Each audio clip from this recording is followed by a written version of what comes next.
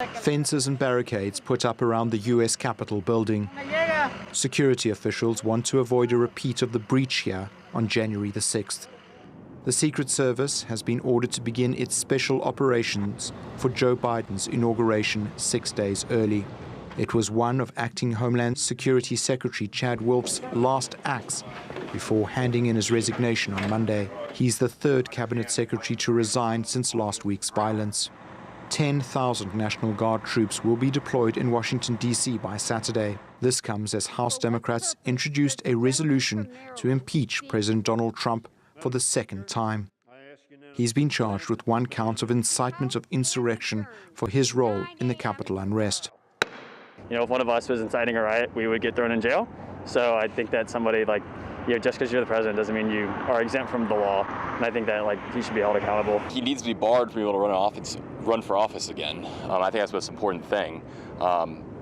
It's just critical that it happens. I think people need to put aside the partisan differences and recognize this man is wholly unfit for office. But the FBI has warned of threats of an uprising if Trump is removed from office early. It's received information of pro-Trump groups calling on people to storm government buildings. The FBI is also looking into threats to harm Biden and Vice President-elect Kamala Harris ahead of Inauguration Day.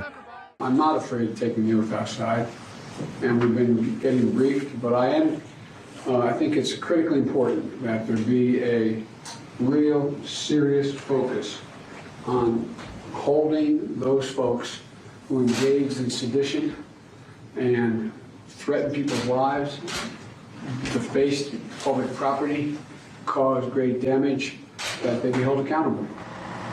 Washington Mayor Muriel Bowser has asked Americans to avoid traveling to D.C. for the inauguration due to security risks and also COVID-19. The last time a presidential inauguration was held under such hostile circumstances was in 1861, when Abraham Lincoln was sworn in, surrounded by armed cavalry that protected him from attack. A few weeks later, the U.S. Civil War started. No doubt, a sobering thought for President-elect Biden. Mark Klusner, TRT World.